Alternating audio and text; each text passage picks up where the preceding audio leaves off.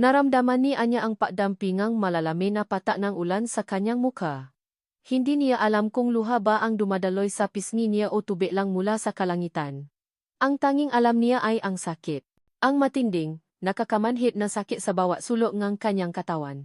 Hindi ka na ba talaga natututo? Anya. Ang boses ni Marco. Malalim at puno ng pahamak. Naramdaman niya ang matigas na sapatos nito na sumipa muli sa tagiliran niya na nakpabaluktot sa kanya sa sakit. Naktagis ang kanyang ngipin. Pilit na pinipigilan ang impit na sigaw. Sa tingin mo ba, pagkatapos ng lahat, makakabalik ka pa rin sa akin? Dakdak ni Marco, may tawa sa dulong ang kanyang boses. Sumagot si Chloe. Ang boses nito ay parang matalim na kutsilyo. Hayaan mo na siya. Marco. Wala na siyang silbi. Isa lang siyang pabigat. Naramdaman ni Anya ang dumi at putik na dumikit sa kanyang buhok habang nakahandusay siya sa malamig na semento. Sumasabay ang pakulo at pakidlat sa bawat hampas ng kanyang puso. Ito na ba? Ito na ba ang katapusan niya? Matapos ang lahat ng ibinigay niya, matapos ang lahat ng tiniis niya? Isang alon ng alaala ang biglang bumalik sa isip niya. Ang maligayang tawanan sa San Isidro, ang pagtakbo sa ilalim ng araw sa malawak na bukirin ng kanilang lolo. Anya, hintay. Isang maliit na boses ng batang lalaki ang umalingaw-ngaw sa kanyang isipan. Ang mukha nito ay malabo, ngunit ang ngiti nito ay malinaw. Huwag kang mag-alala. Anya, hindi kita iwanan. Poprotektahan kita. Nasaan na siya ngayon? Nasaan na ang pangakong iyon? Naramdaman ni Anya ang huling sipes sa kanyang likuran. Ang kanyang paningin ay lumabo. Ang huling nakita niya ay ang siluet ni Marco at Chloe na papalayo. Naglalakad palayo sa kanya sa dilim at ulan. Ang kanilang tawanan ay unti-unting lumayo. At sa huli, tuluyan na itong nawala. Naiwan si Anya. Nagisa. Ang huling hininga niya ay mabigat, tila ba humihinggalo na rin ang kaluluwa niya. Isang patak ngang luha ang gumulong mula sa kanyang mata, sumama sa agos ng ulan sa kanyang pisngi. Ang kanyang kamay ay automatikong napunta sa kanyang tiyan. Ang sakit na naramdaman niya ron ay mas malala pa sa lahat ng pasa sa kanyang katawan. Ang kanyang anak, ang munting buhay na dapat sana ay mabibigay liwanag sa madilim niyang mundo, para siyang lumulutang. Naghihintay na lamunin ng kadiliman. Ngunit sa gitna ngahat ng kawalan ng paasa, may naramdaman siyang mainit na yakap. Hindi niya alam kung imahinasyon lang ba ito. Isang malakas na bisi ang pumulupot sa kanya, at narinig niya ang mahinang boses, puno ng pag-aalala. Anya. Kapit lang. Anya. Dilim ang lahat.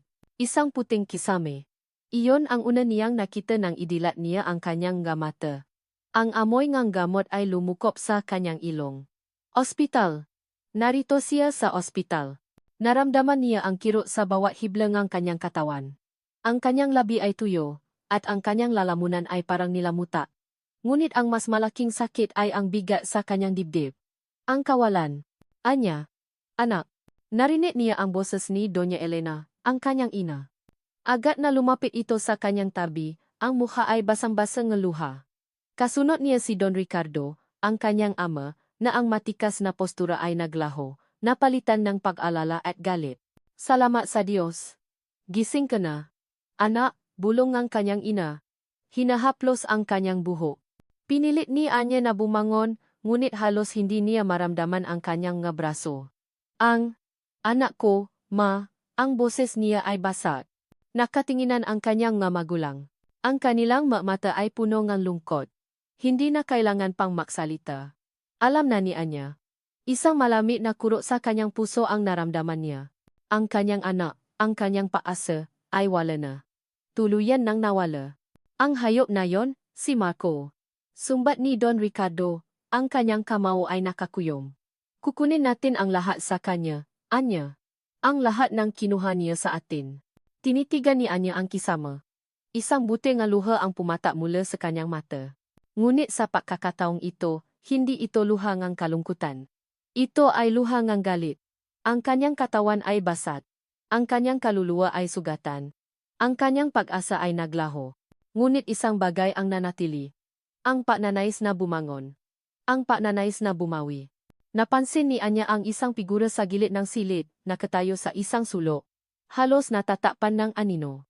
Isang lalaki, nakatingin sa kanya ng may malalim na paalala. Ang kanyang mga mata ay pamilya. Parang nakita na niya ang mamatang iyon sa isang panaginip o sa isang alaala mula sa nakaraan. Hindi niya maalala kung sino, ngunit ang presensya nito ay nadulot ng kakaibang kapayapaan sa gitna ng kanyang galit. Lumipas ang mga araw sa ospital nang parang isang malabong panaginip. Ang sakit sa katawan ni Anya ay unti-unting humupa, ngunit ang sakit sa kanyang puso ay nanatili. Ang bawat sandali ng pagising ay paalala ng kanyang pagkalugi, ang pagkawalan ng kanyang anak, ang brutal na pagtatase ng asawa niya, at ang pagtaliko ng kanyang dating matalik na kaibigan. Nakatingin siya sa bintana ng kanyang silid, ang sikat ng araw ay tila ba nanunuya sa kanyang kalungkutan. May galit sa kanyang puso, isang apoy na unti-unting nagliliyap sa gitna ng kanyang kawalan ng pag-asa. Paano nagawa ni Marco ang lahat ng ito? At si Chloe, ang taong tinuring niyang kapatid, paano niya nagawang pagtaksilan siya ng ganito? Pumasok si Doña Elena sa silid, may dalang tray ngang pagkain. Ang mukha nito ay bakas ang pagod, ngunit ang pagmamahal sa mamata nito ay hindi nagbabago. Kumain ka na, anak, malumanay nitong sabi, habang inaayos ang unan sa likod ni Anya. Kailangan mong lumakas. Tumango si Anya, ngunit wala siyang gana. Ma, paano? Paano nangyari to? Ang tanong niya ay hindi lang tungkol sa kanyang sarili, kundi sa buong sitwasyon. Paano niya nagawang manipulahin ang lahat? Bumuntong hininga si Doña Elena. Hindi namin alam, anak. Masyadong malihim si Marco. Akala namin ay mabait siya. Na mahal ka niya. Pero habang naririto ka sa ospital, sinubukan ni Don Richardo na tingnan ang papeles ng kumpanya. Mayroong nga. Kahina-hinalang transaksyon. Lalo na sa mga huling buwan, naramdaman ni Anya ang kirot sa kanyang dibdib. Hindi lang pala ang kanyang puso at buhay ang sinira ni Marco, pati na rin ang negosyo ng kanyang pamilya. Isang galit ang muling nagliyap sa kanya, hindi ko to palalampasin. Bulong niya. Ang kanyang tinig ay malamig. Kinabukasan, lumipat na si Anya sa kanilang bahay upang magpagaling. Mas maaliwalas doon, ngunit ang mga alaala ay hindi pa rin nawawala. Sinusubukan niyang maglakad ng mag-isa, na may kahirapan. Ang bawat hakbang ay parang paalala ng kanyang kahinaan, ng kanyang pagkakadapa. Isang hapon, habang nakaupo siya sa hardin, may kumatok sa pintuan. Narinig niya ang boses ni Yaya Fe na sumalubong sa bisita. Ilang sandali pa. Nakita niya ang lalaking nakatayo sa dulo ng pasilyo, nakatingin sa kanya. Siya ang lalaki mula sa ospital. Ang kanyang mukha ay mas malinaw na ngayon. Matangkad. May matalim na tingin ngunit may bakas ang kabaitan sa mga mata. Lumapit ito, dahan-dahan. Kumusta ka? Anya. Ang kanyang boses ay malalim at pamilya. Tinitigan siya ni Anya, pilit na inalala kung saan niya ito nakita. Patawad. Sir. Pero, ngumiti ang lalaki. Isang malungkot na ngiti. Hindi mo na ako naalala. No. Gabriel Gap Ramirez. Kaibigan mo noong bata pa tayo sa San Isidro. Nagulat si Anya. Gap? Ang Gap na kalaro niya. Ang Gap na nangakong poprotektahan siya. Gap. Ulit niya. Hindi makapaniwala. Ang alaala ng batang may maliwanag na ngiti ay biglang naging malinaw sa kanyang isipan. Ang batang laging sumasagip sa kanya mula sa mga bully. Ang batang laging nakpapatawa sa kanya. Ikaw yan. Tumango si Gab. Ako nga. May kirot sa puso ni Anya. Ang pangako niya noong bata pa sila ay nanatili. Siya ang sumagip sa kanya. Siya ang nagligtas sa kanya mula sa kamatayan. Ngunit bakit ngayon lang siya nakpakita? Bakit siya nawala sa buhay niya ng napakatagal? Napakalaki ngang pinabago mo, sabi ni Anya. Pilit na ngumingiti. May halo itong pay. Ikaw rin. Anya. Tugon ni Gap, ang kanyang mamata ay nananatili sa kanya na may paalala. Masaya akong nakikita kang unti-unting lumalakas. Nagwentuhan sila ngang ilang oras, nagbalik tanaw sa kanilang pagkabata. Nakakatuwa at nakakapanibago. Parang may isang bahagi ng kanyang kaluluwa na muling nagbukas. Ngunit sa gitna ng kanilang pag-usap, biglang may tumawa sa cellphone ni Anya. Isang hindi pamilyar na numero. Hello. Kumusta ka na? Anya? Ang boses ni Chloe.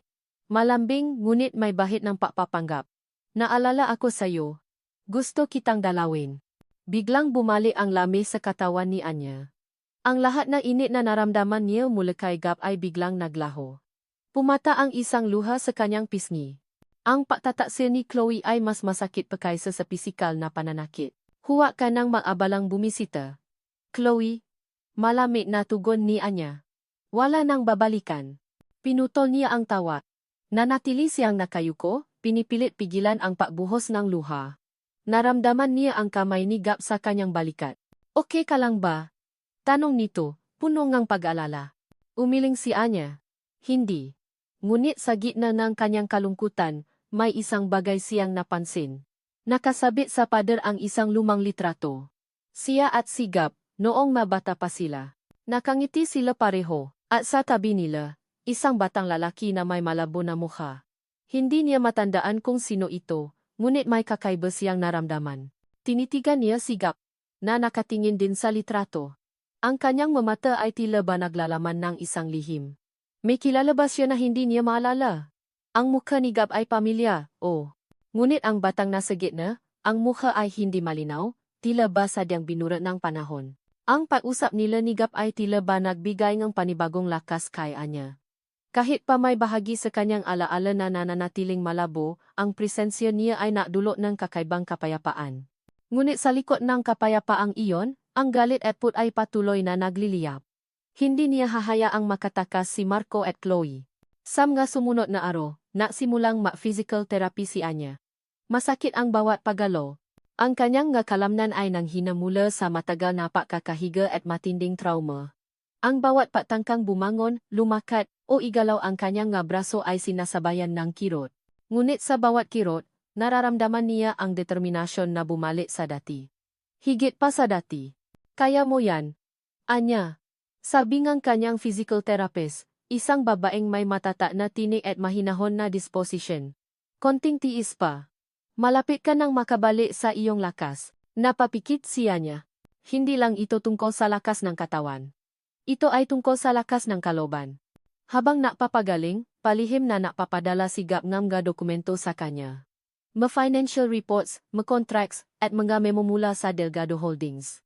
Bawat isa ay mayroong nakatagong detalye na nakpapatunay sa mga kadudadudang transaksyon ni Marco. Mukhang unti-unti nang nililipat ni Marco ang mga assets ng kumpanya sa kanyang pangalan. Ang bawat dokumento ay parang suntok sa kanyang sikmura. Ang galit niya ay unti-unting lumalalim, nagiging isang malamig na pananais na bumawi.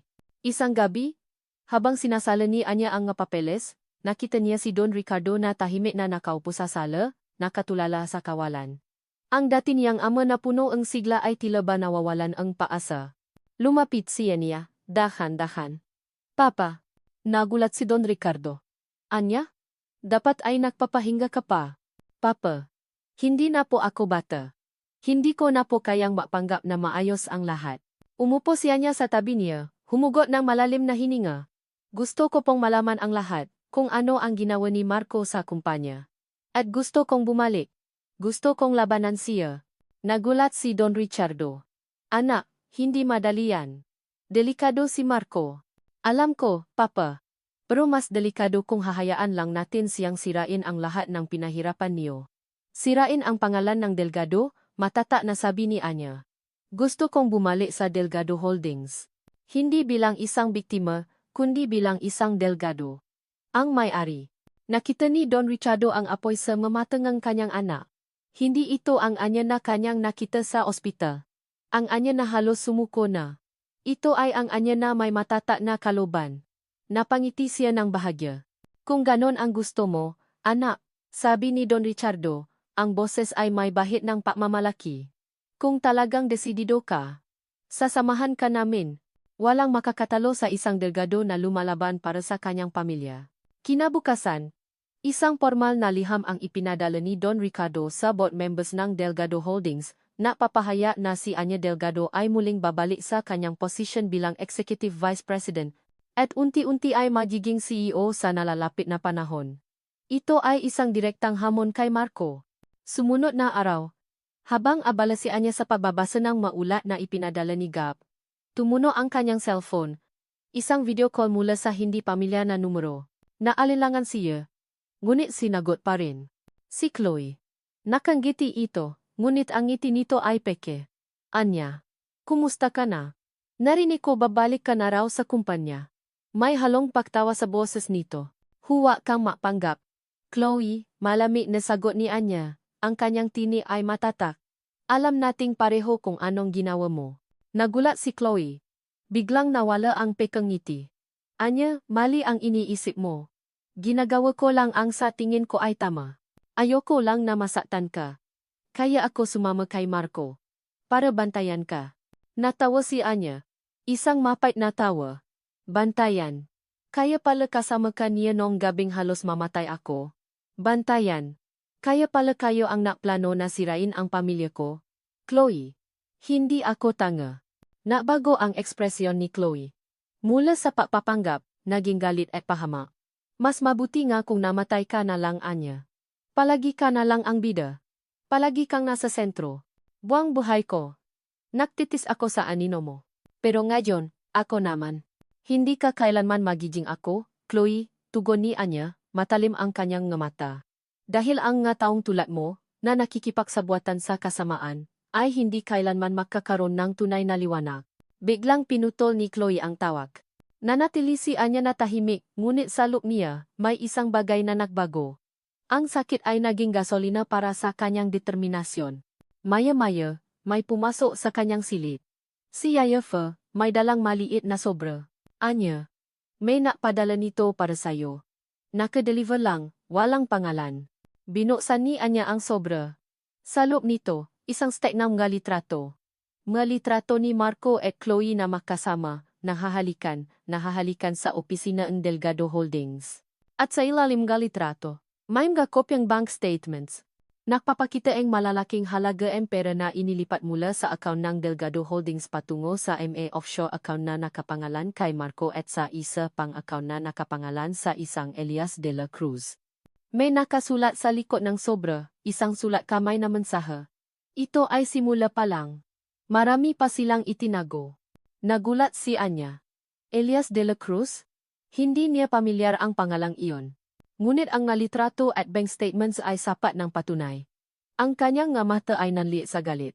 Alam niyang ito ay simula pa lang ng laban. Nakatayo si Gabriel Gab Ramirez sa harap ng puntot ng kanyang ama, ang malamig na hangin ay humahaplos sa kanyang mukha. Hindi pa rin nagbabago ang tanawin. Ang puting lapida, ang nakaukit na pangalan, Enga. Antonio Ramirez. Ang petsang kapanganakan, ang petsang kamatayan. Ang huling petsa ay isang araw na nakaukit sa kanyang isipan at puso, isang araw na napabago sa takbo ng kanyang buhay magpakailanman. Papa, bulong niya. Ang boses ay halos hindi marinig. Narito na po ako muli. Hindi ko pa rin po nakakalimutan ang pangako ko. Ang pangako. Ang pangako na gagawa siyang paraan para makamit ang hustisya. Ang hustisya para sa kanyang ama, para sa kanyang pamilya, na sinira ngang isang taong puno nga sakiman. Ang taong iyon ay walang iba kundi si Marco Alcantara. Naalala niya ang araw na iyon. Isang araw na na-collapse ang lahat. Ang kanilang engineering firm, na pinahirapan ng kanyang ama, ay biglang bumaksak. Ang nga proyekto ay nabinbin, ang nga pondo ay naglaho. At sa gitna ng lahat ng kaguluhan, isang pangalan ang lumitaw ng paulit-ulit. Marco Alcantara, isang business partner na biglang nawala, kasama ang lahat ng pondo ng kumpanya, na iniwan ang kanyang ama na nalubog sa utang at kahihiyan. Ang ama ni Gab, na dating matikas at puno ng pag-asa, ay unti-unting nanghina. Ang nga mata nito ay nawalan ng kislap. Hanggang sa isang gabi, hindi na nito kinaya. Nakita niya ang kanyang ina na umiyak at ang kanyang ama nakahandusay sa sahi. Nagpakamatay. Dahil sa kahihiyan. Dahil sa pagkalugi. Dahil kay Marco Alcantara, mula noon, naging misyon ni Gab ang pagsubaybay kay Marco. Naging anino siya, sumusunod sa bawat galaw nito, naghihintay ng tamang pagkakataon. Nakita niya kung paano lumago ang impluwensa ni Marco. Kung paano nito minanipula ang nga tao. At kung paano nito ginamit ang kanyang charm para makuha ang nga bagay na gusto niya. Nakita rin niya si Anya Delgado, ang tanging anak ng may-ari ng Delgado Holdings, na unti-unting nahulog sa bita ni Marco. Noong gabing halos mamatay si Anya, nandun siya. Sinusubaybayan niya si Marco. Umaasa na makakakuha siyang sapat na ebidensya para ibaksa ito. Ngunit nang makita niya si Anya, nakahandusay sa ulan, naghihingalo, hindi niya nagawang manatili lang. Ang dating batang Anya na laging nakangiti, Ang batang Enya na iniligtas niya mula sa mga bully, ay muling nakparamdam sa kanya ng isang bagay na mas malalim pa sa paghihiganti. Ang pag-ibig. Isang damdamin na matagal na niyang ibinaon. Paano kung mali ako, Papa? Bulong niya sa hangin. Kung ang paghihiganti ay hindi ang sagot, naramdaman ni Gab ang cellphone sa kanyang bulsa. Kinuha niya ito at tiningnan ang malitrato. Malitrato ni Marco at Chloe sa opisina, nagtatawanan, nakahalikan. Ang mukha ni Marco ay puno ng pagmamataas, ang mukha ni Chloe ay puno inggit at kasamaan. Niyayapos niya ang nga ito. Ang nga litrato na ipinadala niya kay Anya. Gamit ang isang anonymous number. Bumalik siya sa kanyang apartment, na puno nga files at documents tungkol kay Marco. May nakita siyang isang lumang folder na may nakasulat na Delgado Holdings, Past Dealings. Binuksan niya ito. Mga lumang artikulo, mga memorandum. Ang kumpanya ng ama niya ay dating may malaking deal na muntik nang matuloy sa Delgado Holdings. Ngunit bigla itong nabinbin. May isang pangalan na lumabas, Victor Delgado. Ang kapatid ni Don Ricardo, na biglang nawala at kinasuhan ng pagnanakaw. May kutob si Gab. Tila ba may koneksyon ang lahat? Ang pagbagsak ng kumpanya ng kanyang ama, ang pagkawalan ni Victor Delgado, at ngayon, ang ginagawa ni Marco kay Anya. Masyadong maraming pagkakapareho. Nag-scroll siya sa kanyang phonebook at tinawagan ang isang lumang kakilala. Isang retired investigador na nakatulong sa kanya noon sa pagkalap ng impormasyon. Kuya Leo, bati niya, may bago akong ipapahanap sayo. Isang taong nagngangalang Elias de la Cruz. At gusto ko ring malaman mo ang lahat tungkol sa pagkawalan ni Victor Delgado, ang kapatid ni Don Ricardo. Hindi ka ba napapagod sa paghahanap, Gab? Tanong ng investigador. Ang boses ay puno ng pag-aalala. Masyado nang matagal ang pagabol mo sa taong yan. Baka mawalan ka ng sarili mo. Napabuntong hininga si Gab. Hindi na po ito tungkol sa akin, Kuya Leo. May mahalaga akong kailangang protektahan. Bumalik ang isip niya kay Anya. Ang kanyang determinasyon. Ang kanyang mga mata na puno ng sakit, ngunit may nagliliyap na pag-asa. Alam niyang kailangan niya itong tulungan. Hindi lang dahil sa nakaraan, kundi dahil sa kasalukuyan at sa hinaharap. Ngunit paano niya sasabihin ang lahat kay Anya? Ang katotohanan tungkol sa kanyang tunay na motibo sa simula pa lang. Ang katotohanan na hindi lang siya isang kaibigan mula sa nakaraan, kundi isang taong may sariling paghihiganti na nakakabit sa kanila? Habang namumuni-muni, may natanggap siyang text message. Mula sa isang hindi pamilya na numero. Lumayo ka na sa Delgado. Alam kong kasama ka niya. May alam ako sa nakaraan mo. Kapag hindi ka lumayo, isisiwalat ko ang lahat. Ikaw ang masisira, hindi siya. Namilo ang nga mata ni Gab. May banta. Ang banta na isisiwalat ang lahat ng ginawa niya para lang makahanap ng ebidensya laban kay Marco. Ang banta na sisirain ang pangalan niya at ang kanyang reputasyon. Ngunit ang mas nakakatakot ay ang banta na sirain ang koneksyon niya kay Anya. Sino ang nakpadala nito? Si Marco ba? O si Chloe? Naisip niya ang lahat ng magkaganapan. Ang tanging alam niya ay dapat siyang mag-ingat. Hindi lang para sa sarili niya, kundi para kay Anya. Hindi niya hahayaang sirain ni Marco ang dalawang pamilya. Hindi niya hahayaang sirain si Anya.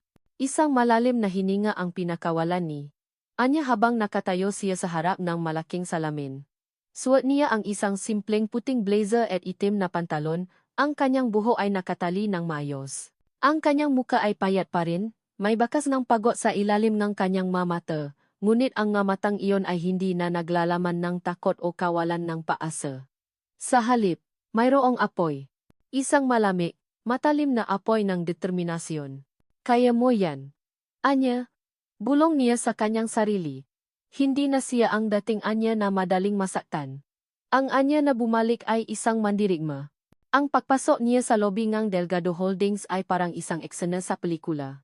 Ang nga empleyado, na dati bumabati sa kanya ng may paggalang at pagmamahal, ay ngayon ay nagbubulungan. Ang kanilang nga mata ay puno ng pagtataka at pagkabigla. Ang balita ng kanyang pababalik ay kumalat ng mabilis. Ngunit ang mas nakakagulat sa kanila ay ang kanyang presensya, buhay, at tila mas matatak kaysa kailanman. Diretso siyang naglakad patungo sa executive floor. Ang bawat hakbang ay may bigat, ngunit mayroon ding determinasyon. Nang makarating siya sa kanyang dating opisina, na ngayon ay okupado na ni Marco, narinig niya ang nga boses sa loop. Hindi ko akalain na ganito kadali ang lahat, Chloe, sabi ni Marco, ang kanyang boses ay puno ng pakmamayabang. Ang nga Delgado ay talagang mahina. Lalo na si Anya. Huwag kang masyadong kampante, Marco, sagot ni Chloe, may bahid ng pag-alinlangan sa kanyang tini. Baka may plano pa rin sila. Walang sabi-sabi. Binuksan ni Anya ang pinto. Napatigil ang pag-usap. Nagulat si Marco at Chloe. Ang kanilang mga mukha ay nagbago mula sa pakmamayabang tungo sa pagkabigla, at pagkatapos ay sa takot. Anya, bulong ni Chloe, ang kanyang nga mata ay nanlalaki. Buhay ka? Ngumiti si Anya. Isang ngiting hindi umabot sa kanyang nga mata. Bakit, Chloe? Gusto mo bang patay na ako? Nagsimulang mapaliwanag si Chloe, ang kanyang boses ay nanginginig. Hindi, Anya. Naalala ako sa iyo. Akala namin. Akala niyo. Putol ni Anya. Ang kanyang tini ay malami at matalim. Akala niyo. Matapos ninyong iwanan akong naghihingalo sa ulan. At planuhin ang aking kamatayan. Ay hindi ako babalik. Nakakamali kayo. Namutla si Chloe. Si Marco naman ay unti-anting nakabawi. Ang kanyang mukha ay muling nakaroon ng pakmamayabang, ngunit may bakas ng kaba sa kanyang nga mata. Anya, mahal, sabi ni Marco, pilit na lumalapit, nagulat lang kami. Hindi namin akalain na makakabangon ka pa. Nagalala kami sayo. Huwag kang mapanggap, Marco, tugon ni Anya, umatras ng bahadya. Alam kong alam mo ang lahat ng ginawa mo. At ngayon, babalik ako para bawiin ang lahat ng kinuha mo. Umupo si Anya sa upuan sa harap ng mesa ni Marco, tila ba siya ang may-ari ng opisina. Ngayon, pausapan natin ang mga transaksyon sa kumpanya. Bakit mayroong napakaraming pera na nawawala sa mga accounts ng Delgado Holdings? At bakit may mabagong accounts na hindi pamilyar sa akin? Nagsimulang magpaliwanag si Marco, pilit na napapalusot. Anya mahal, may mabagong investment opportunities lang tayo. Kailangan nating mag-expand. Hindi mo lang naiintindihan ang business side ng mabagay-bagay. Hindi ko naiintindihan. Tanong ni Anya, may pahama sa kanyang tini. Ako ang lumaki sa kumpanyang ito, Marco. Alam ko ang bawat sulok nito. At ang mga transaksyon na ito ay hindi investment opportunities. Ito ay pagnanakaw. Naiba ang ekspresyon ni Marco. Mula sa pagpapanggap, naging galit. Wala kang karapatang magsalita ng ganyan. Anya, ikaw ang nagdala ng kahihiyan sa pamilya mo. Ikaw ang dahilan kung bakit muntik nang bumagsak ang kumpanyang ito. Ako? Natawa si Anya, isang mapait na tawa. Ikaw ang nagdala ng kahihiyan. Ikaw ang nagpabagsak sa kumpanyang ito. At ikaw ang mababayad sa lahat ng ginawa mo. Biglang lumapit si Chloe kay Anya. Hinawakan ang braso nito. Anya, please. Pakinggan mo ako. Gusto lang kitang tulungan. Nakamali ako. Alam ko. Pero, bitawan mo ako, Chloe, malamig na sabi ni Anya, hinawi ang kamay ni Chloe. Ang pagkakamali mo ay hindi lang isang simpleng pagkakamali. Ito ay pagtataksil. At wala nang babalikan sa pagitan nating dalawa. Naiwan si Chloe na nakatulala, ang kanyang mukha ay puno ng sakit at galit. Naglakad si Anya palabas ng opisina. Iniwan si Marco at Chloe na naguguluhan. Diretso siyang napunta sa lumang opisina ng kanyang ama. Doon, nakita niya si Aling Nena, ang matagal ng sekretarya ng kanyang ama. Si Aling Nena ay matapat at mapakatiwalaan. Aling Nena, bati ni Anya. May ngiti sa kanyang labi. Nagulat si Aling Nena. Ma'am Anya, buhay po kayo. Salamat sa Diyos. Kailangan ko po ang tulong ninyo, Aling Nena, sabi ni Anya. Kailangan kong malaman ang lahat ng nangyari habang wala ako. Lahat ng transaksyon, lahat ng pagbabago sa kumpanya. Lahat ng alam ninyo tungkol kay Marco at Chloe. Tumango si Aling Nena, ang kanyang nga mata ay puno ng pag-asa. Opo, Ma'am Anya. Sasabihin ko po ang lahat. Mayroon po akong makopya ng ilang dokumento na pinaghihinalaan ko. Habang nausap sila, tumuno ang cellphone ni Anya. Isang text message mula sa isang hindi pamilyar na numero. Binuksan niya ito. Ito ay isang audio file. Nag-alinlangan siya. Ngunit pinindot niya ang play. Narinig niya ang boses ni Marco. Kailangan nating baguhin ang will. Kailangan nating gawing legal ang lahat. Ayokong makaroon ng problema kapag namatay na ang matandang Delgado. At pagkatapos, Ang boses ng isang abogado. Walang problema, Sir Marco. Ayos na ang lahat. Sa oras na pirmahan niya ang mga papeles, lahat ay mapupunta sa inyo. Kasama na ang Delgado Holdings. Namilo ang mata ni Anya. Ang kanyang puso ay kumabo ng malakas. Nausap sila tungkol sa papapalit ng testamento ng kanyang ama. Ang plano ni Marco ay hindi lang agawin ang kumpanya, kundi pati na rin ang lahat ng mana ng kanyang pamilya. Ang audio recording na natanggap ni Anya ay parang isang malamig na kamay na humawa sa kanyang puso. Ang pagbabago ang testamento. Ang pagpaplano ni Marco na agawin ang lahat. Hindi lang pala ang kumpanya ang target niya, kundi ang buong mana ng pamilya Delgado. Agad siyang tumawa kay Gap. Gap, may nakuha akong recording. Kailangan mong marinig to. Mabilis na dumating si Gap sa bahay nga Delgado. Puno ngang paalala ang kanyang mukha. Nang marinig niya ang boses ni Marco sa recording, ang kanyang panga ay humigpit. Ito ang kumpanya ni Tito Ricardo, sabi ni Gap, ang kanyang tinig ay may bahid ng galit. Malinaw na binabala niyang nakawin ang lahat. Pero sino itong abogado? Tanong ni Anya. Itinuro ang boses ng lalaki sa recording. Hindi pamilyar ang boses niya. Hindi rin siya abogado ng pamilya namin. Kailangan nating alamin kung sino siya, sagot ni Gap, ang kanyang mamata ay matalim. At kailangan nating malaman kung gaano kalalim ang koneksyon niya kay Marco. Napasya silang maimbestiga ng mas malalim. Sinimulan nila sa pamamagitan ng paghahanap ng anumang koneksyon ni Marco sa ibang magkasongang paglulustay ng ari-arian o scam.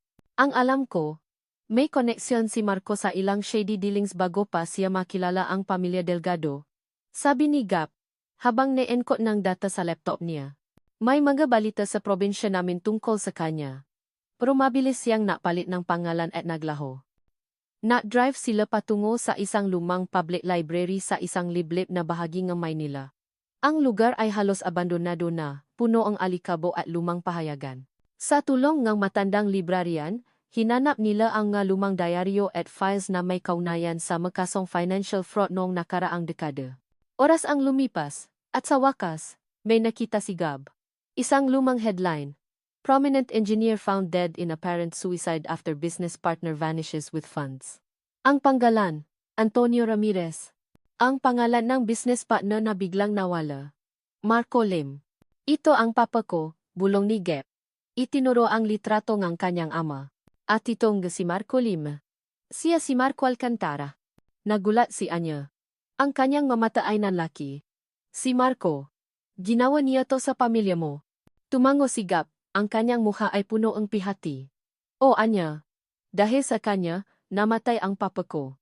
Dahil sa kanya, nawala ang lahat sa pamilya namin. Biglang nabago ang tingin ni Anya kay Gap. Ang kanyang mata ay naglalaman ng pakabigla at pakdududa. Kaya pala nandito ka? Dahil gusto mong magiganti kay Marco? Ang katahimikan sa pagitan nila ay bumigat. Sa wakas ay napanatili ni Gap ang tingin ni Anya. Sa simula, Anya, prangka niyang sabi. Iyon ang dahilan ko. Sinusubaybayan ko siya. Naghihintay ng pagkakataon. Pero nang makita kitang nakahandusay sa ulan, nang makita kitang halos mamatay dahil sa kanya, nagbago ang lahat. Hindi na lang ito tungkol sa akin, Anya. Tungkol na ito sa atin. Sa pagkuha ng hustisya para sa ating dalawa. Ramdam ni Anya ang kirot sa kanyang dibdib. Naintindihan niya ang sakit ni Gap, ang kanyang hangarin. Ngunit may bahagi sa kanya na nakaramdam ng pagtataksil. Ginamit ba siya ni Gap? Ito ang dahilan kung bakit hindi mo sinabi sa akin noon? Ang lahat ng ito, tanong ni Anya, ang kanyang boses ay nanginginig. Yumuko si Gap. Natakot ako, Anya. Natakot akong baka layuan mo ako kapag nalaman mo ang katotohanan. Natakot akong baka isipin mong ginagamit lang kita. Pero hindi. Hindi kita ginagamit. Mahal kita. Anya. Ang huling salita ni Gap ay napatigil sa kanya. Mahal kita. Isang bagay na hindi niya inaasahan. Isang bagay na nadulot ng pakalito sa kanyang kalooban. Patuloy silang nahanap. Sa isa pang lumang diaryo, nakita nila ang isang artikulo tungkol sa isang malaking kontrata ng Delgado Holdings na biglang nawala. Ang headline, Delgado Holdings suffers major setback after key executive vanishes with funds. Ang panggalan, Victor Delgado. Victor Delgado? Bulong ni Anya. Iyan ang kapatid ni Papa. Ang tiyuhin ko. Naalala niya ang makwento ng kanyang magulang tungkol sa kanyang tiyuhin na biglang nawala at kinasuhan ng pagnanakaw. Ang pamilya ay napilitang ilihim ang insidente para maprotektahan ang pangalan ng Delgado Holdings. Isang lihim na matagal nang ibinaon. Tinitigan ni Gab ang pangalan ni Victor Delgado at ang petsa ng pagkawalan nito. Marco Lim. Marco Alcantara. Victor Delgado. Isang pattern, Anya. Hindi lang pera ang ninakaw niya. Pati buhay at pangalan. Biglang may umilaw na bombilya sa isip ni Anya. Ang sinasabi ni Marco na lihim ng pamilya Delgado. Ang ginagamit niyang panakot kay Papa. Si Tito Victor pala yon. Ang pinaniwala nilang magnanakaw. Na akala namin ay tumakas, pero kinabahan si Anya. Kung kaya ni Marco na gawin ito sa sarili niyang tiyuhin. At sa ama ni Gab. Anong klaseng tao ba talaga si Marco? Ang lahat ng nangyari sa kanya, ang pagkawalang ang kanyang anak, ang pagtataksil, ay biglang nakaroon ng mas malalim at mas madilim na kahulugan. Si Marco ay hindi lang isang simpleng magnanakaw o manloloko. Siya ay isang mamamatay tao. Nakatitik si Gabriel Gab Ramirez kay Anya. Ang kanyang puso ay kumikirot sa bawat segundo ng katahimikan sa pagitan nila. Ang pagkabigla sa mga mata ni Anya ay unti-unting napalitan ng sakit at pagdududa. Alam niya na ang paglantat ng kanyang sikreto ay madudulot ng ganitong reaksyon. Ang kanyang pangako sa sarili na maging tapat sa kanya ay mas mahirap pa pala sa inaakala niya. Anya, pakinggan mo ako, pakiusap ni Gab. Ang kanyang boses ay malumanay. Pilit na pinapakalma ang sarili. Hindi ko nilayon na saktan ka. Hindi ko nilayon na itago ang lahat. Natakot lang ako. Hindi umimik si Anya. Ang kanyang nga mata ay nanatiling nakatitik sa kanya, tila ba sinusuri ang bawat hiblang ng kanyang pagkatao. Ang kanyang nga labi ay nakatikom, at ang kanyang nga kamay ay mahigpit na nakakuyom sa kanyang kandungan. Ang kanyang katahimikan ay mas masakit pa kaysa sa anumang salita.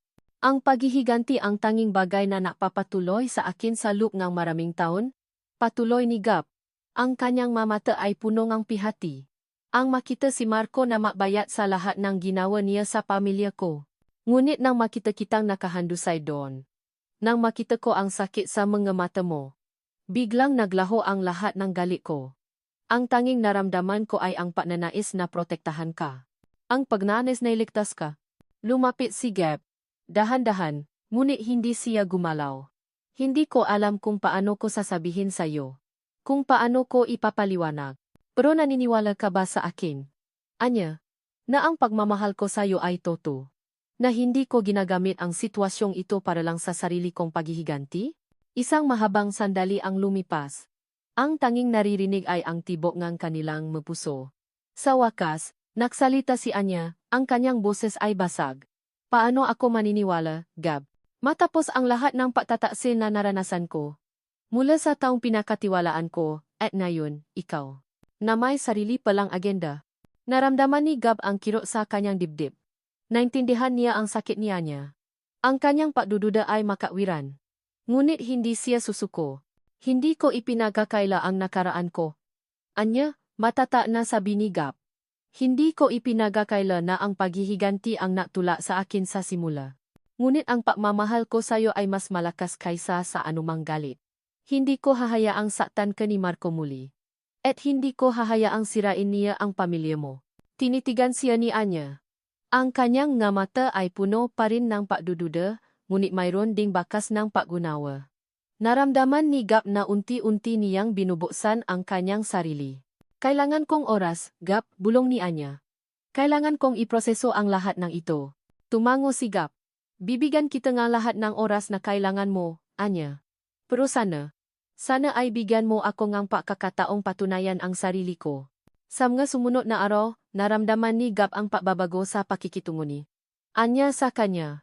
Hindi na ito kasing lami, ngunit hindi pa rin ito kasing init tulad ng dati. May distansya pa rin sa pagitan nila, isang pada na kailangan niyang sirain. Ngunit sa kabilang ng emosyonal na distansya, patuloy silang nagtatrabaho ng makasama. Si Gab ang naging anino ni Anya, palaging nasa likod niya, nagbibigay ng impormasyon, nagpoprotekta. Nakita niya kung paano bumangon si Anya. Ang kanyang determinasyon na bawiin ang lahat ay nakaka-inspire. Nakita niya ang kanyang pagiging matata sa harap ng mga pagsubok, ang kanyang katalinuhan sa bawat galaw. Isang hapon, habang nasa opisina sila ni Anya, nag-usap tungkol sa masusunod na hakbang, may tumawa sa cellphone ni Gab. Isang hindi pamilyar na numero. Sinagot niya ito. Gab Ramirez, sabi ang boses sa kabilang linya. Isang boses na pamilyar at puno ang pakbabanta. Si Marco. Narinig ko. Masyado kang nagiging malapit sa aking asawa. Hindi ka ba natututo?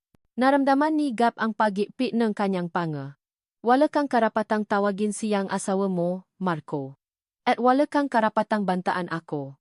Oh, may karapatan ako, sagot ni Marco, may pagtawa sa kanyang boses, alam ko ang lahat tungkol sa iyo, Gab. Ang nakaraan mo, ang dahilan kung bakit ka natatago. Kung hindi ka lalayo kay Anya, sisiguraduhin kong malalaman ng lahat ang lahat ng ginawa mo. At sisiguraduhin kong masisira ka, hindi siya.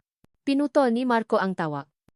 Naramdaman ni Gab ang galit na umakyat sa kanyang lalamunan.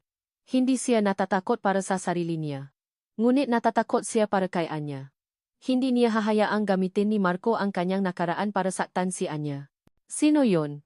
Tanong ni Anya. Na napansin ang pagbabago sa ekspresyon ni Gab. Naalinlangan si Gab.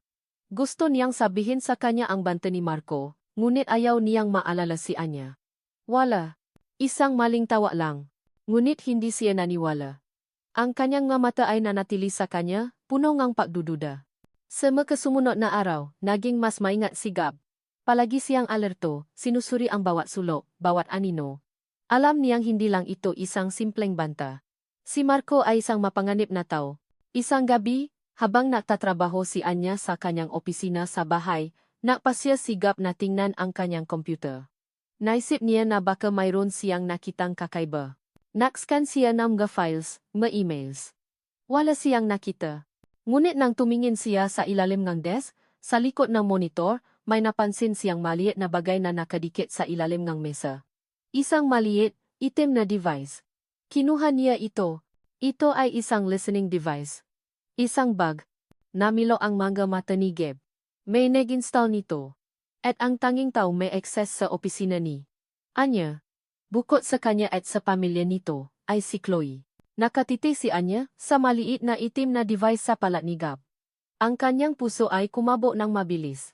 Isang listening device. Isang bug. Ang ideya na may nakikinig sa bawat salita niya, sa bawat plano nila, ay nadulot ng lamig sa kanyang katawan. Ang kanyang mamata ay nanli sa galit. Sino ang naglagay nito? Tanong ni Anya. Ang kanyang tinig ay halos hindi marinig. Si Chloe, matata na sagot ni Gab, ang kanyang mamata ay puno ng pag-alala. Siya lang ang may access sa opisina mo, bukod sa atin at sa mga magulang mo. Ang pangalan ni Chloe ay nadulot ng kiro sa kanyang dibdib. Hindi lang pala siya pinatasilan, kundi patuloy pa rin siyang minamanipula. Ang paalinlangan ni Anya kay Gab ay unti-unting naglaho, napalitan ng isang matinding pagtitiwala. Sa kabila ng lahat ng sikreto ni Gab, siya ang naging tanging kakampi niya sa madilim na laban na ito. Kailangan nating maging mas maingat, sabi ni Anya, ang kanyang nga mata ay matalim. Kung alam nila ang bawat galaw natin, hindi tayo mananalo. Nakatinginan sila ni Gab. Isang tahimik na pag-unawa ang namo sa pagitan nila. Ang paghahanap ng katibayan ay hindi na lang isang misyon. Ito ay isang laban para sa kanilang buhay. May alam akong lugar, sabi ni Gab, ang kanyang boses ay puno ng determinasyon.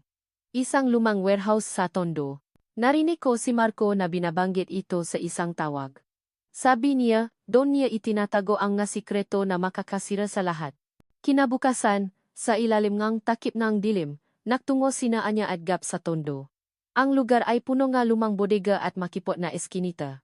Ang amoy ng alikabok at kalawang ay lumukop sa hangin. Ang bawat anino ay tila ba nagtatagong panganib. Dito, bulong ni Gab, itinuro ang isang lumang warehouse na may nakasara at kalawangin na gate. Ang nga bintana ay basa. At ang pinto ay tila ba matagal nang hindi nabubuksan. Naramdaman ni Anya ang kaba sa kanyang dibdib. Ito ang magiging pinakamapanganib na hakbang nila. Maingat na sinubukan ni Gab na buksan ang gate. Kalawangin ito at mahirap buksan, ngunit sa tulong ng kanyang nga kagamitan, dahan-dahan itong bumukas. Pumasok sila sa loob, ang bawat hakbang ay maingat, pilit na iniwasan ang anumang ingay. Ang loob ng warehouse ay madilim at malamig. Ang tanging ilaw ay ang sina ng buwan na sumisilip mula sa magabasa na bintana. Ang hangin ay puno amoy ng lumang papel at amag. Nakalat ang mga lumang kahon, mga sirang makina, at mga lumang kasangkapan. Kailangan nating maghanap ng anumang bagay na may kinalaman kay Marco, bulong ni Anya. Naksimula silang mahanap. Binuksan nila ang bawat kahon, sinuri ang bawat sulok. Ang kanilang nga mata ay matalim, pilit na hinahanap ang anumang bakas nga tibayan. Sa isang sulok, sa ilalim ng isang tumpok nga lumang tarpaulin, may nakita sigap na isang metal na kabinet. Nakakandado ito. Ito siguro John, bulong ni Gab. Sinubukan niyang buksan ang cabinet, ngunit matigas ang kandado.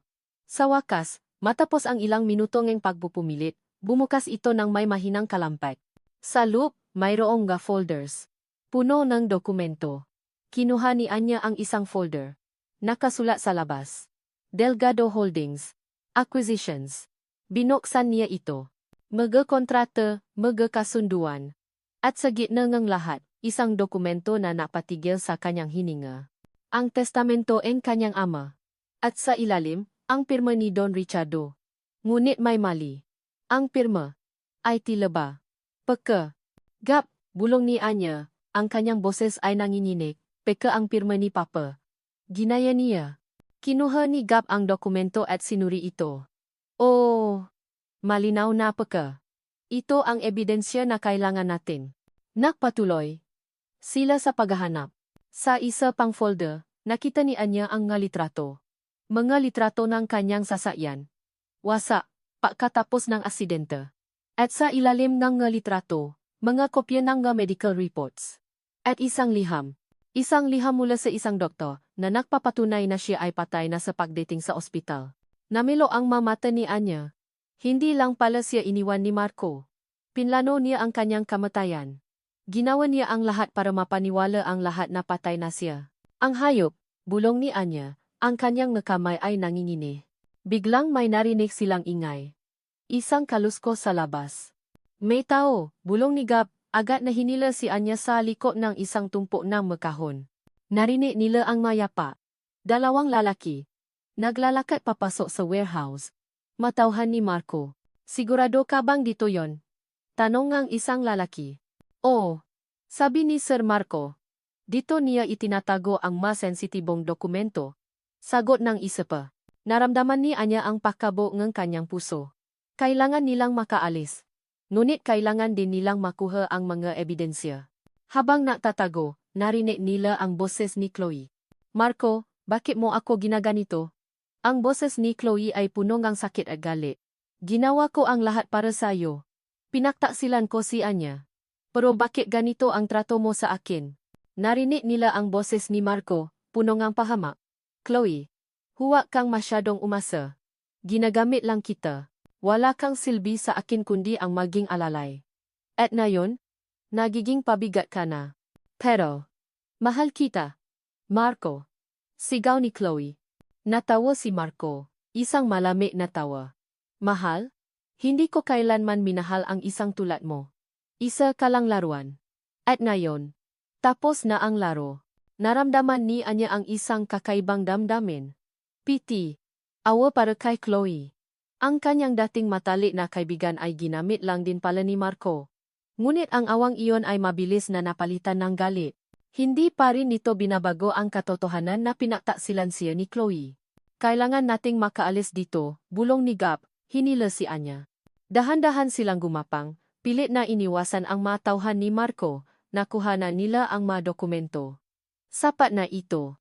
Nang makalabas sila sa warehouse, tumakbo sila ng mabilis. Ang ulan ay nagsisimulang bumuhos muli, tila ba sumasabay sa kanilang paktakas. Naramdaman ni Anya ang pagod, ngunit ang kanyang puso ay puno ng determinasyon. Ngunit habang tumatakbo sila, may isang bagay siyang napansin. Isang maliit na pulang ilaw sa itaas ng pinto ng warehouse. Isang security camera. Namilo ang mata ni Anya. Gab. Ang kamera. Ngunit huli na. Ang pulang ilaw ay biglang nag-flash, at pagkatapos ay naging beda. Nakunan sila. Sa kabilang dako, sa kanyang opisina, tumuno ang cellphone ni Marco. Isang notification. Binuksan niya ito. Isang video clip. Ang muka ni Anya. Ang muka ni Gab na tumatakas mula sa warehouse. Namilo ang mata ni Marco. Buhay ka? Anya. At kasama mo pa ang Ramirez na yan. Hindi ako makapaniwala. Isang ngiti ang sumilay sa kanyang labi, isang ngiting puno ang kasamaan. Kung ganun, maglaro tayo. At sisiguraduhin kung ito ang huling laro mo. Ang pulang ilaw ngang security camera sa labas ng warehouse ay tila ba isang babala. Alam ni Anya na nakunan sila. Alam niya na hindi magtatagal, malalaman ni Marco ang lahat. Ang kaba sa kanyang dibdib ay mas matindi pa sa pagod na nararamdaman niya. Nakunan tayo, bulong ni Anya kay Gab, ang kanyang boses ay halos hindi marinig. Alam ko, sagot ni Gab, ang kanyang mukha ay seryoso. Kailangan nating mahanda. Hindi niya ito palalampasin. At tama nga si Gab, sa opisina ni Marco, ang kanyang mukha ay namumula sa galit habang pinapanood ang video footage. Si Anya, buhay, at kasama pa si Gab Ramirez. Ang mga dokumento sa kabinet ay nawawala. Ang kanyang plano ay unti-unting nabubunyak. Chloe. Sigaw ni Marco, ang kanyang boses ay umalingaw-ngaw sa opisina. Pumasok si Chloe, nanginginig sa takot. Marco? Anong nangyari? Tingnan mo to, sigaw ni Marco. Itinapon ang tablet sa harap ni Chloe. Ang traido na Anya, buhay. At kasama pa ang Ramirez na yan. May kinuha sila sa warehouse. May alam sila. Nanlaki ang mata ni Chloe nang makita ang video. Ang kanyang mukha ay namutla. Paano? Paano nangyari to? Huwag kang mapanggap na wala kang alam, Chloe, sigaw ni Marco, hinawakan ang braso ni Chloe ng mahigpit. Ikaw ang kasama ko sa lahat ng ito. Kung malalaman nila ang lahat, pareho tayong babaksak. Naramdaman ni Chloe ang sakit sa kanyang braso. Ngunit ang mas masakit ay ang katotohanan. Si Marco, ang taong minahal niya, ay walang pakialam sa kanya. Ginamit lang siya. Kailangan nating kumilos, sabi ni Marco, ang kanyang mata ay puno ng kasamaan. Unahan natin sila. Kailangan nating sirain ang lahat ng konekson nila. Kailangan nating sirain si Anya. Nang tuluyan. Kinabukasan, isang emergency board meeting ang ipinatawag ni Marco Alcantara. Ang buong board ni G. Delgado Holdings ay naroon, kasama na si Don Ricardo at Doña Elena. Pumasok si Anya, kasama si Gab. Ang kanyang mukha ay matatag. Magandang umaga sa inyong lahat, panimula ni Marco, ang kanyang boses ay puno ng autoridad. Mayroon tayong isang napakahalagang isyu na kailangan nating pausapan, ang paglabas ng sensitibong impormasyon mula sa kumpanya. Nagulat ang mga board members. At ang dahilan ng lahat ng ito, patuloy ni Marco, tinitigan si Anya, ay walang iba kundi si Anya Delgado. Nagulat si Anya. Ano? Mayroon kaming ebidensya, sabi ni Marco, ipinakita ang video footage mula sa warehouse. Si Anya, kasama ang isang hindi kilalang lalaki, ay pumasok sa isa sa ating mga warehouse at kumuha ng mga dokumento. Ito ay malinaw na pagtatangka na sirain ang reputasyon ng kumpanya at agawin ang pamamahala. Nagsimulang mabulungan ang mga board members. Hindi totoo yan. Sigaw ni Don Ricardo. Si Marco ang nanakaw sa atin. Siya ang sumisira sa kumpanya. Don Ricardo, huwag kang magsalita ng walang ebidensya, sabi ni Marco, ang kanyang tinig ay malamig. Mayroon akong patunay. At mayroon din akong madokumento na napapatunay na ang Delgado Holdings ay nasa bingit ng pagkalugi dahil sa mamaling desisyon ni Don Ricardo sa nakaraan. Ipinakita ni Marco ang malumang financial reports na minanipula niya na napapakita ng pagkalugi ng kumpanya sa ilalim ng pamamahala ni Don Ricardo. Ang board members ay nagulat. At dahil dito, patuloy ni Marco, iminumungkahi ko na tanggalin si Don Ricardo sa kanyang posisyon bilang CEO. At si Anya Delgado sa kanyang posisyon bilang Executive Vice President. At ako, bilang kasalukuyang acting CEO. Ang magiging permanenteng CEO ng Delgado Holdings. Nagulat ang lahat. Ang plano ni Marco ay malinaw. Ang pakuhang buong kontrol sa kumpanya. Hindi ka makakagawa niyan. Sigaw ni Anya. Mayroon kaming ebidensya laban sa'yo, Marco. Alam namin ang lahat ng ginawa mo. Ebidensya. Natawa si Marco, isang mapanghama na tawa. Ang tanging ebidensya mo ay ang video na yan, na napapatunay na ikaw ang nagtatangka na sirain ang kumpanya. At ang salita mo, na walang kabuluhan. Sa gitna ng kaguluhan sa board meeting, tumuno ang cellphone ni Don Ricardo. Isang text message. Binuksan niya ito. Isang litrato. Ang kanilang bahay. At sa harap nito, isang lalaki na may baril, at isang mensahe. Kung hindi ka susuko, ang pamilya mo ang magbabayad. Namilo ang mga mata ni Don Ricardo. Marco, ano to? Ngumiti si Marco. Isang paalala lang. Don Ricardo, huwa kang makakamali ng desisyon. Naramdaman ni Doña Elena ang pagtaas ng kanyang presyon. Hinawakan niya ang kanyang dibdib, nahirapan sa pahinga. Ma, sigaw ni Anya, agad na lumapit sa kanyang ina. Sa parehong oras, may tumawa sa cellphone ni Gab, ang kanyang bank manager. Mr. Ramirez, ang lahat ng accounts ng Delgado Holdings ay na-freeze. Mayroong temporary restraining order. Hindi kayo makakakuhang pera. Ano? Sigaw ni Gab. Ang lahat ay tila ba bumasa sa isang iglap. Ang kumpanya, ang pamilya, ang kanilang plano. Ang lahat ay tila ba nawawala. Naramdaman ni Anya ang pagbagsak ng kanyang mundo. Ang kanyang ina ay nahihirapan. Ang kanyang ama ay natatakot. Ang kumpanya ay nasa bingit ng pakalugi. Ang lahat ng pinahirapan niya, ang lahat ng kanyang pahihiganti, ay tila ba walang saysay. Natalo sila. Natalo siya. Hinawakan ni Gab ang kamay ni Anya, pilit na nabibigay ng lakas. Ngunit ang mga mata ni Anya ay puno ng kawalan ng paasa. Ito na ba? Ito na ba ang katapusan ng lahat? Sa isang madilim na sulok ng opisina, nakaupo si Chloe, pinapanood ang lahat. Ang kanyang puso ay kumikirot, ginagamit lang siya ni Marco. Wala siyang pakialam sa kanya. Ang lahat ng kanyang pahihiganti, ang lahat ng kanyang inggit, ay nadulot lang sa kanya ng sakit. Naramdaman niya ang isang maliit na USB drive sa kanyang bulsa. Isang USB drive na naglalaman ng matunay na sikreto ni Marco. Masikreto na hindi niya pa nalalaman. Mga sikreto na maaaring makasira kay Marco ng tuluyan. Sa isang sandalingang pag-alinlangan, o marahil ay huling pag-asa para sa sarili niya, kinuha niya ang USB. Palihim siyang naktext kay Anya. Hanapin mo ang USB sa ilalim ng mesa sa opisina ni Marco. Mayroon akong inilagay doon. Ito ang makakasira sa kanya. Agad niyang ipinadala ang text. Ngunit bago pa niya maitago ang kanyang cellphone, naramdaman niya ang isang kamay sa kanyang balikat. Chloe, malamig na boses ni Marco.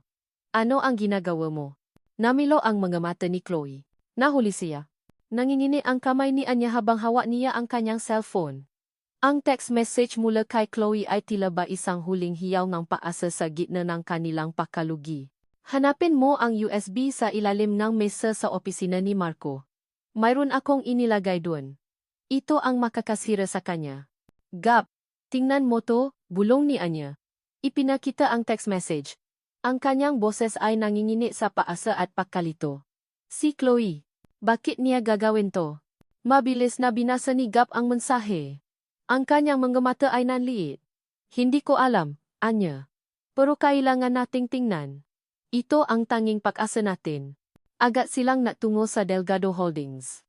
Ang board meeting ay natapos na, at ang opisina ni Marco ay tahimik. Ang takot na nararamdaman niya kanina ay unti-unting napalitan ng isang matinding pag-asa. Ito na ba? Ito na ba ang huling bato na kailangan nila para ibagsak si Marco? Maingat silang pumasok sa opisina ni Marco. Ang lugar ay malinis, tila ba walang nangyari. Lumuhod si Anya sa ilalim ng mesa, ang kanyang makamay ay naghahanap ng anumang bagay na nakadikit. Sa wakas naramdaman niya ang isang maliit, matigas na bagay. Isang USB drive. Nahanap ko. Bulong ni Anya, itinuro ang USB kay Gab. Kinuha ni Gab ang USB at agad na isinaksak sa kanyang laptop. Ang kanilang nga mata ay nakatitis sa screen, naghihintay. Ilang sandali pa, lumabas ang isang folder. Sa loob nito, isang audio file. Nakasulat, Marco Confession, Private. Nakatinginan sila ni Anya. Ang kanilang mapuso ay kumabo ng malakas. Ito na. Pinindot ni Gab ang play. Narinig nila ang boses ni Marco, malinaw at walang pag-alinlangan. Ang matandang Victor Delgado? Oh, ako ang naplano ng pakawalan niya. Akala ng lahat, tumakas siya na may dalang pera. Pero ang totoo, pinatay ko siya. Ginawa kong mukhang suicide. Para lang makuha ang share niya sa kumpanya. At para maging tahimik ang pamilya Delgado tungkol sa kanya. Ang matanga. Naramdaman ni Anya ang lamig sa kanyang katawan. Ang kanyang tiyuhin. Pinatay ni Marco. Hindi lang siya nagnakaw, kundi pumatay din. Ang kanyang galit ay umabot sa sukdulan. Patuloy ang recording. At si Anya. Akala niya, aksidente lang ang nangyari sa kanya. Hindi niya alam. Ako ang nakplano ng lahat. Ang pabagsak ng sasakyan niya, ang paiwan sa kanya sa ulan. Sana nga namatay na siya. Para wala ng problema. Pero buhay pa rin siya. Pero hindi bale. May plano pa rin ako. Ang Delgado Holdings ay magiging akin. Lahat ng ari-arian nila, lahat ng mana. At walang makakapigil sa akin. Ang huling salita ni Marco ay umalingaw-ngaw sa silid. Ang kanyang boses ay puno ng kasamaan at pagmamataas. Napatayo si Anya. Ang kanyang makamay ay nakakuyom. Ang hayop na yan. Pinatay niya ang tiyuhin ko. Sinubukan niya akong patayin. Hindi ko to palalampasin. Niyakap ni Gap si Anya, pilit na pinapakalma. Alam ko, Anya. Alam ko ang galit na nararamdaman mo. Pero ngayon, mayroon na tayong ebidensya. Mayroon na tayong magagamit laban sa kanya. Nakatinginan sila. Ang kawalan ng paasa na naramdaman nila kanina ay unti-unting napalitan ng isang matinding paasa. Mayroon na silang sandata. Agad silang naktungo sa bahay ng Delgado. Puno ngang pag-alala ang mukha ni Don Ricardo at Doña Elena. Ang kanilang nga mata ay bakas ang pagod at takot. Papa! Mama! Sabi ni Anya, ang kanyang boses ay matatag. May nakuha po kami. Ito ang makakasira kay Marco. Ipinakita ni Anya at Gap ang USB at ipinarinig ang recording. Habang naririnig ni Don Ricardo ang boses ni Marco na umaamin sa pagpatay kay Victor. Ang kanyang muka ay namutla. Ang kanyang nga mata ay puno ng galit at sakit. Ang kapatid ko. Bulong ni Don Ricardo, ang kanyang makamay ay nangingini. Pinatay niya ang kapatid ko. At pinaniwala niya akong magnanakaw ito. Niyakap ni Doña Elena ang kanyang asawa, umiyak. Ang sakit ng katotohanan ay mas masakit pa sa anumang kasinungalingan. Ngayon, Papa, sabi ni Anya, ang kanyang tini ay puno ng determinasyon. Kailangan nating kumilos, kailangan nating ibaksak si Marco. Nang tuluyan, nagalinlangan si Don Ricardo. Ang tako ay nanatili sa kanyang mamata. Pero, delikado, anak. Masyadong malakas si Marco. At mayroon siyang koneksyon. Pero ngayon, mayroon na tayong ebidensya, Papa, matata na sabi ni Anya. At mayroon tayong Gab. Hindi tayo nag-isa. Tiningnan ni Don Ricardo si Gab. Ang kanyang mata ay puno ang pagdududa. Ngunit nakita niya ang determinasyon sa mata ni Gab. Ang kanyang paalinlangan ay unti-unting naglaho. Napalitan ngang isang matinding paasa. Kung ganon, sabi ni Don Ricardo. Ang kanyang boses ay matatak. Kung ito ang laban na gusto mo, anak, sasamahan ka namin. Walang makakatalo sa isang Delgado na lumalaban para sa kanyang pamilya. Niyakap ni Anya ang kanyang mamagulang. Naramdaman niya ang init ng pagmamahal ng kanyang pamilya. Ang paasa ay muling nagliliyap sa kanyang puso. Sa mga sumunod na araw, abala sina Anya at Gap sa paghahanda para sa huling laban. Si Anya ay nag-ensayo ng kanyang nga salita, pilit na pinapakalma ang kanyang sarili. Si Gap naman ay abala sa paghahanda ng nga legal na dokumento. Nakikipaugnayan sa mga pulis at sa mga autoridad. Kailangan nating siguraduhin na walang makakapigil sa atin, sabi ni Gap kay Anya, habang sinusuri ang mapapeles. Sa oras na ilabas natin ang lahat, hindi na siya makakatakas. Alam ko, sagot ni Anya, ang kanyang nga mata ay matalim. Handa na ako. Handa na akong harapin siya. Ang araw ang huling board meeting ay dumating. Ang hangin ay puno ang tensyon. Ang nga board members ay naroon. Naghihintay. Si Marco at Chloe ay nakaupo sa harap. Ang kanilang nga mukha ay puno ng pagmamayabang. Hindi nila alam ang mangyayari. Naramdaman ni Anya ang kaba sa kanyang dibdib, ngunit ang kanyang puso ay puno ng determinasyon. Ito na. Ito na ang huling laban. Isang malalim na hininga ang pinakawalan ni Anya. Matata siyang naglakad papasok sa malaking boardroom kasama si Gap, Don Ricardo, at Doña Elena. Ang kanyang mamata ay nakatitik kay Marco at Chloe. Ang kanilang nga mukha ay puno nga pagmamataas, hindi pa rin nila alam na ang kanilang pagbaksa ay nalalapit na. Ang hangin sa loob ng boardroom ay tila ba bumigat nang pumasok si Anya. Kasama sina Gab, Don Ricardo, at Doña Elena. Ang bawat mata ay nakatutok sa kanila. Si Marco at Chloe, na nakaupo sa dulong ng mahabang mesa, ay nakatingginan ng may pagtataka, at pagkatapos ay may pagama sa kanilang mga mukha. Hindi nila alam na ang kanilang laro ay malapit nang matapos. Matata na naglaka si Anya patungo sa gitna ng silid. Ang kanyang puso ay kumabo ng mabilis, ngunit ang kanyang isip ay malinaw.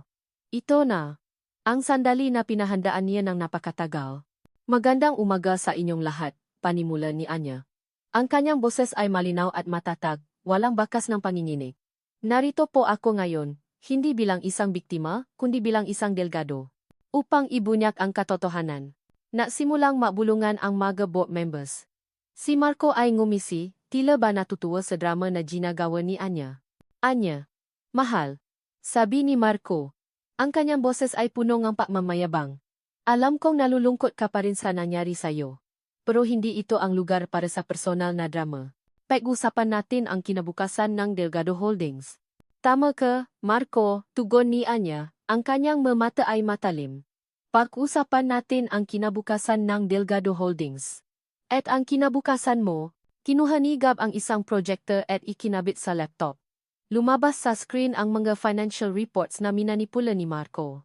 Sa mga nakaraang buwan, ang Delgado Holdings ay nakaranas ng matinding pagkalugi. Ngunit ang pagkaluging ito ay hindi dahil sa maling pamamahala. Ito ay dahil sa sistematikong pagnanakaw at paglilipat ng pondo sa mga offshore accounts. Nagulat ang mga board members. Ipinakita ni Gab ang bank statements, ang account numbers, at ang pangalan na konektado sa mga transaksyon. Ang pangalan ni Marco Alcantara ay paulit-ulit na lumabas. Ito ay mga pekeng dokumento. Sigaw ni Marco, napatayo. Minanipula nila yan. Sinisiraan nila ako. Peka? Natawa si Anya, isang malamig na tawa. Kung peka ang maito, Marco, paano mo ipapaliwanag ang maito? Ipinakita ni Anya ang malitrato ni Marco at Chloe na makasama, naghahalikan, at nagpaplano sa opisina. Ang malitrato ay malinaw, at ang board members ay nagulat. Chloe. Bulong ay isang board member. Namutla si Chloe. Ang kanyang mukha ay puno ang takot. At ito, patuloy ni Anya, ang kanyang boses ay mas matatay. Ito ang pinakamalaking sikreto ni Marco. Ang sikreto na ginamit niya para takutin ang aking ama. Ang sikreto na napabaksa sa pamilya Ramirez. At ang sikreto na nadulot ng aking paghihirap. Kinuha ni Gab ang USB drive at isinaksa sa projector. Lumabas sa screen ang audio file. Ano yan? Sigaw ni Marco, ang kanyang boses ay nanginginig. Hindi mo yan pwedeng gawin. Pwedeng-pwede, Marco, sagot ni Anya, ang kanyang nga mata ay punong galit. Dahil ito ang katotohanan.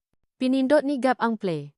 Ang boses ni Marco ay umalingaw-ngaw sa buong silid, malinaw at walang paalinlangan. Ang matandang Victor Delgado?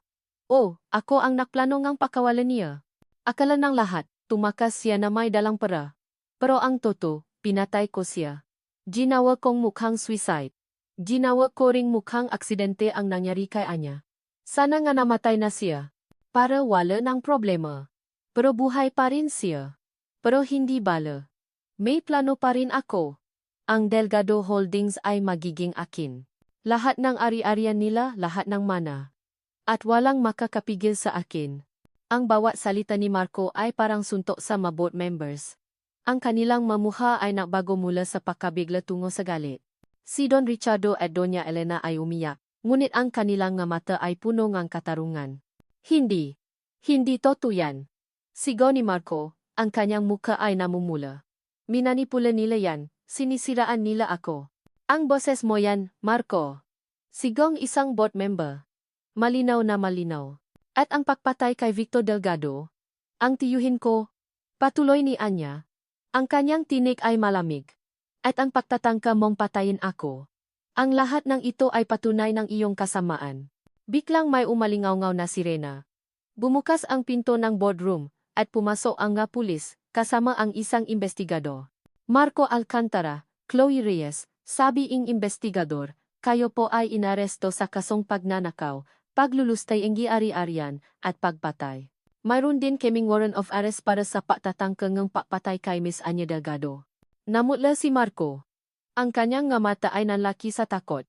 Sinubukan niyang tumakas, ngunit agad siyang hinawakan ng nga pulis. Hindi. Hindi ko yan ginawa. Sigaw ni Marco, pilit na lumalaban. Mga sinungaling kayo. Mga traido. Si Chloe naman ay nanginginig, umiyak. Marco, tulungan mo ako. Ngunit walang pakialam si Marco. Ang kanyang mga mata ay nakatitik kay Anya, punongkot. Hindi pa to tapos. Anya. Sigaw ni Marco habang hinihilas siya ng mapulis. Babawi ako. Sisiguraduhin kong makbabayat ka. Tinitigan lang siya ni Anya. Ang kanyang mukha ay walang ekspresyon. Naramdaman niya ang isang kakaibang damdamin. Hindi ito ang kaligayahan na inaasahan niya. Hindi ito ang kagalakan ng paghihiganti. Sa halip, mayroon siyang naramdaman na isang malalim na pagod. Isang pagod na dulot ng lahat ng sakit at paghihirap na pinagdaanan niya. Niyakap ni Don Ricardo si Anya. Ang kanyang nga mata ay puno ng luha. Anak, nagawa mo. Nagawa mo ang lahat. Salamat sa Diyos. Niyakap din siya ni Doña Elena, umiyak. Ang tapang-tapang mo, anak. Ipinagmamalaki ka namin. Naramdaman ni Anya ang init ng yakap ng kanyang mga magulang. Ang kanilang pagmamahal. Ito ang tanging bagay na napapatuloy sa kanya. Tiningnan niya si Marco at Chloe na ngayon ay isinasakay na sa police car. Ang kanilang mga mukha ay puno ng pagkatalo at kawalan ng pag-asa. Ang kanilang pagbaksa ay kumpleto. Ngunit sa sandaling iyon, naramdaman ni Anya ang isang malalim na kawalan. Ang paghihiganti ay tapos na. Ngunit ang sakit ay nanatili. Ang pagkawalan kanyang anak. Ang pagtataksin ng kanyang kaibigan. Ang lahat ng trauma na pinagdaanan niya. Bumaling siya kay Gab. Nakatayo ito sa kanyang tabi. Ang kanyang nga mata ay puno ng pag-aalala. Ang kanyang mukha ay seryoso. Anya, bulong ni Gab. Ang kanyang boses ay malumanay. Tapos na ang lahat. Tumango si Anya. Oh, tapos na ang lahat. Ngunit ang tanong ay, ano na ngayon? Ang paghihiganti ay hindi na dulot ng kapayapaan na inaasahan niya. Ang kanyang puso ay nanatiling mabigat. Lumipas ang nga buwan. Ang pabagsak ni Marco at Chloe ay naging malaking balita sa buong bansa. Ang kanilang makrimen, mula sa pagnanakaw hanggang sa pagpatay, ay nabunya sa publiko. Si Marco ay nahatulan ng habang-buhay na pagkakakulong, habang si Chloe naman ay nakatanggap ng mahabang sentensya dahil sa kanyang pagiging kasapwat. Ang hustisya ay nakamit. Ngunit ang kapayapaan na inaasahan ni Anya ay hindi agad dumating. Ang Delgado Holdings ay unti-unting bumalik sa dati nitong sigla, at higit pa. Si Anya, sa tulong kanyang ama at ni Gab, ay nagtrabaho ng husto upang ayusin ang lahat ng pinsalang ginawa ni Marco. Ibinaba niya ang mga presyo ang ilang produkto, nagbigay ng mas magandang benepisyo sa mga empleyado, at naglunsad ng mga bagong proyekto na nakatuon sa pagtulong sa komunidad. Ang kanyang pamumuno ay hindi lang tungkol sa negosyo, kundi sa pagpapanumbalik ng tiwala at pag-asa.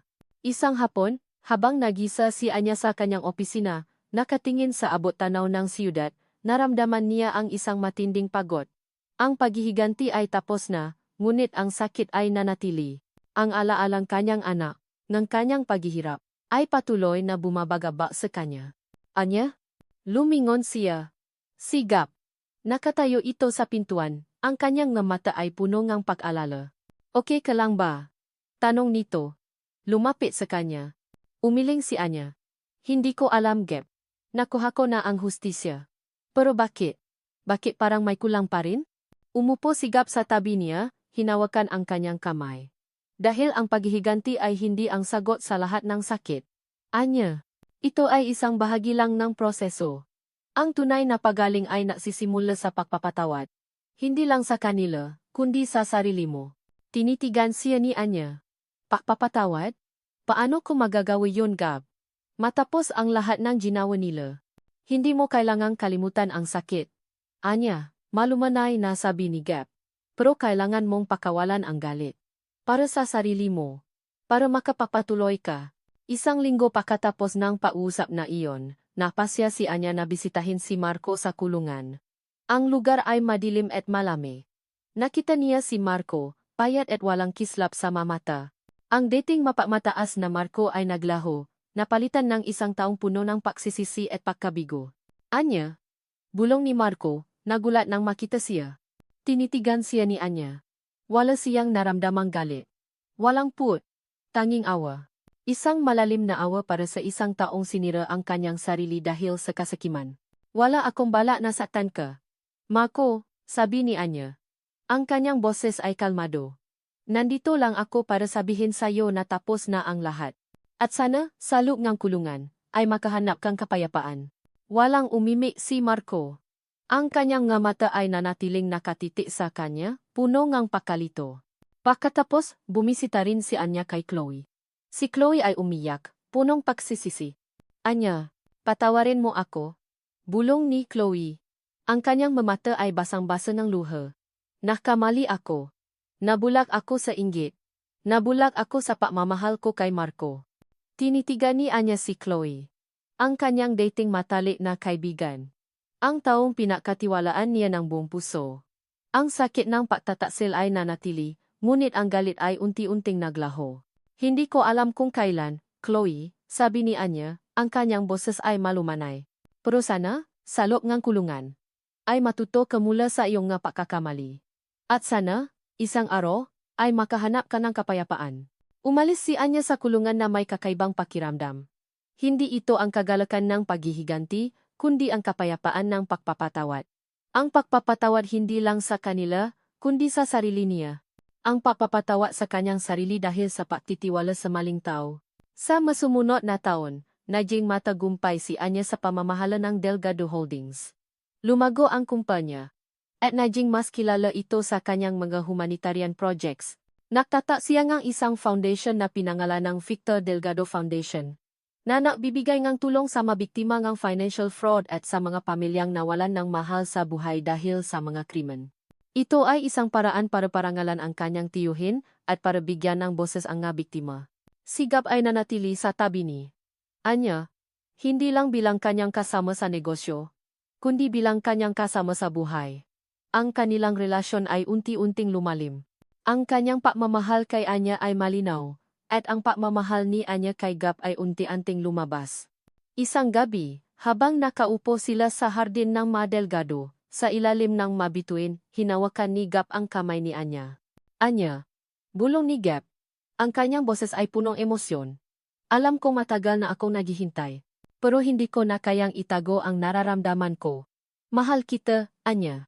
Mahal na mahal kita. Mula pa noong bata pa tayo. At gusto kong makasama ka habang buhay. Naramdaman ni Anya ang paginit ng kanyang mga mata. Ang lahat ng sakit, ang lahat ng paghihirap, ay unti-unting naglaho, napalitan ng isang matinding pagmamahal. Ang pagmamahal na ito ay totoo. Ang pagmamahal na ito ay nagpapagaling. Mahal din kita, Gab, bulong ni Anya, ang kanyang mamata ay puno ng luha. Mahal na mahal kita. Ang kasal nina Anya at Gab ay simple ngunit puno ang pagmamahal. Sa San Isidro, sa lumang simbahan kung saan sila unang nakita bilang nga bata. Ipinangako nila ang kanilang pagmamahal sa isa't isa. Ang kanilang mamagulang ay naroron, umiyak sa tuwa.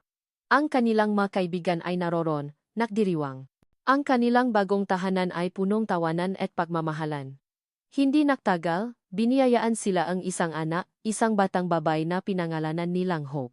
Si Hope ay naging simbolo ng kanilang bagong simula, ng paasa na lumabas mula sa dilim. Nakatiti si Anya kay Hope, na natutulo ng mahimbing sa kanyang bisi. Ang kanyang puso ay puno ng kapayapaan. Ang lahat ng sakit, ang lahat ng pahihirap, ay tila ba naglaho. Nahanap niya ang tunay na kaligayahan. Hindi ito sa paghihiganti, kundi sa pagpapatawad, sa pagmamahal, at sa pagbuo ng isang bagong pamilya. Niyakap siya ni Gab mula sa likuran, hinalikan ang kanyang buhok. Masaya ka ba, Anya? Ngumiti si Anya, isang tunay na ngiti na umabot sa kanyang mata. Masayang-masaya, Gab. Salamat sa'yo, salamat sa lahat. Tiningnan nila ang kanilang anak, at pagkatapos ay nakatinginan. Ang kanilang mga mata ay puno ng pagmamahal at paasa. Ang kanilang kuwento ay hindi lang tungkol sa paghihiganti, kundi tungkol sa pagaling, pagpapatawad, at paghahanap ng tunay na pag-ibig sa gitna ng kadiliman. Ang kanilang paglalakbay ay isang patunay na ang tunay na lakas ay hindi nasa paghihiganti, kundi sa kakayahang magpatawad sa sarili. Makahanap ng tunay na pag-ibig at muling itayo ang buhay mula sa abo. At dito nagtatapos ang kwento nina Anya at Gab. Sa aming minamahal na mambabasa, isang taos pusong pasasalamat po sa inyong walang sawang pagsubaybay sa bawat pahinangang kwentong ito. Mula sa pinakamadilim na sandaling ng paghihirap hanggang sa pagliliwanag ng pag-asa at pag-ibig, naging katuwang po namin kayo sa bawat emosyon, sa bawat pagsubok. Ang pagsusulat ng kwentong ito ay isang malalim at personal na paglalakbay. May mga pagkataon na kasama ko kayong umiyak, nagagalit, at nangangarap. Ang bawat karakter ay naging bahagi ng aking puso. At ang kanilang malaban ay naging aking inspirasyon. Nais kong ipaabot sa inyo ang mensahe nais kong ibahagi sa pamamagitan ng salaysay na ito. Ang pag-ibig, sa tunay nitong anyo, ay may kakayahang pagalingin ang pinakamalalim na sugat. Ang pagpapatawad ay hindi para sa nakasala, kundi para sa sarili nating kapayapaan. At gaano man kadilim ang ating landas, laging may liwanag na naghihintay, basta't patuloy tayong maniniwala at lalaban. Sana, sa pagtatapos na kuwentong ito, ay mayroong kayong natutunan, nadama. At naisip na magagamit ninyo sa inyong sariling paglalakbay. Ang buhay ay puno ng pagsubok. Ngunit sa huli, ang pagmamahal at pag-asa ang mananay. Maraming salamat po muli sa inyong oras, sa inyong atensyon, at sa inyong pagmamahal sa kuwentong ito. Nawai patuloy ninyong mahalin at pajamanin ang bawat sandali ng inyong buhay. Pusong muling umibig.